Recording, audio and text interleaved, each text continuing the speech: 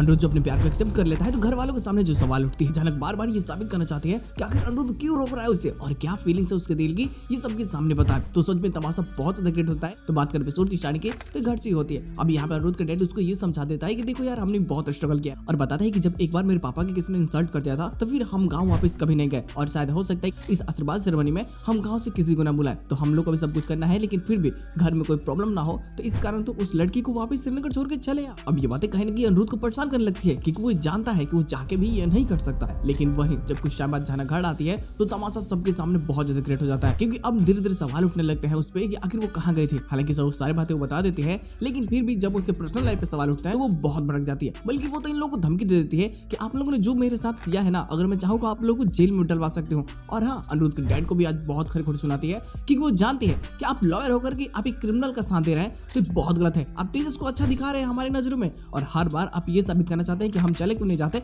अगर हमें तेजस से शादी करना होता, अगर हमें श्रीनगर वापस जाना होता तो हम वापस जा सकते थे। आज जो भी कुछ हम हो चुके हैं वो सिर्फ और सिर्फ अनिरुद्ध सर के कारण हुआ है। तो उसका तारीफ भी करती है लेकिन फिर जो बिपाशा ने फोटो दिखाया होता है कि ये कितना गंदी तरीके से रहती है और घर के कोई काम नहीं कर रहे तो इसके कारण अब उससे जब बोलते हैं लोग तो बहुत गुस्सा जाते हैं कि मैं तो दिन भर काम करती हूँ, मात्र 2 घंटे के लिए समय की छुट्टी ली, उसके बाद भी आप लोग मुझसे ऐसे बिहेव कर रहे हैं तो ये बहुत गलत है।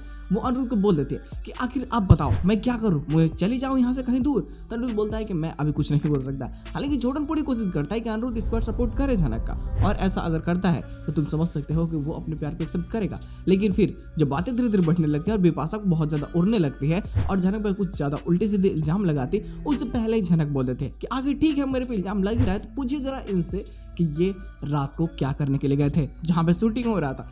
अब ये बातें सुनने के बाद में ना अनिरुद्ध पूरी तरीके से शॉक हो जाता है कि अरे अब तो इसका फंडा फुटने वाला है। ये तो झूठ बोल के गया था ना कि भाई ये तो काम से जा रहा है, लेकिन ये कहाँ चला गया जहाँ पे शूटिंग हो रही है वहां पे। ये बात घुमाने की पूरी कोशिश करता है, ये झूठ बोलने की भी कोशिश करता है लेकिन झनक सिर्फ और सिर्फ अपनी बात पड़ी रहती है कि आज मेरी इतनी ज्यादा इंसल्ट हो रही है जबकि मैं तो इनके अच्छे काम के लिए ही गई थी, मैं कुछ गिफ्ट खरीदने के लिए गई थी। अब ये बताता नहीं लेकिन बात को पूरी तरह घुमा करके झूठ बोल देते हैं कि हाँ मैं दरअसल वही पास में गया था और मुझे वहां जाना पड़ा। लेकिन सबको शक हो जाती है कि कुछ तो गड़बड़ है और कहीं ना कहीं अब शुभ को ये लगने लगता है कि अनिरुद्ध के दिल में एक तरफा ही सही लेकिन झनक के लिए प्यार है और वो शायद अर्ची से ज्यादा झनक को पसंद कर रहा है। वो सिर्फ हमारी खुशी के लिए अर्ची से शादी करने के लिए राजी हो चुका है और मैं अपने बेटे का दिल टूटते हुए नहीं देख सकता, तो उससे पहले से कुछ करना होगा। लेकिन गुड लोग जो इसका पोजीशन होता है ना वो तो मजेदार है ही, लेकिन एग्जाम में ले जाने के बाद में जो तमाशा क्रिएट होता है ना वो और बेहतरीन हो जाता है। देखो पोजीशन क्या होता है कि अब आशीर्वाद सेरेमनी होने वाली है। हालांकि अभी तक झनक इसको गिफ्ट नहीं दी होती है, वो डायमंड रिंग जो ज्वेलरी लेकर के आई होती है वो अभी तक इसके पास ही होता है। हालांकि इसके बारे में हब्बू को पता होती है और हब्बू दिल की बात अनिरुद्ध को इसके बता ही देती है और अब कहीं ना कहीं जो प्यार इनमें बढ़ता है ना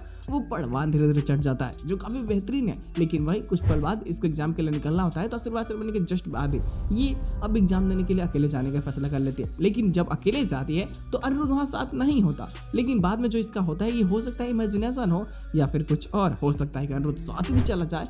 और जो भी एक्स्ट्रा प्रोमो है ना गुरु लोग, ये सच में काफी बवाल होने वाला है क्योंकि अगर अनिरुद्ध चला जाता है वहां पे तो ये अपने काम धाम को तो छोड़ के जाएगा और जब अगर वहां जाए तो कुछ ना कुछ तो कांड होगा ही होगा। हो सकता है कि इस बार मुसीबत बहुत ज्यादा हो क्योंकि ये क्षेत्र तेजस के अंडर में आता है तो हो सकता है कि वो कुछ भी कर सकता है। इसकी जान पे भी बना है, कॉम्प्लिकेटेड तो है गुरु लेकिन बवाल भी होने वाला है, मजा आने वाला है सच में। तो क्या देखते हैं लोग कि आने वाले एपिसोड में और क्या चीजें हो सकती है। आई होप दैट कि आने वाला एपिसोड काफी मजेदार हो।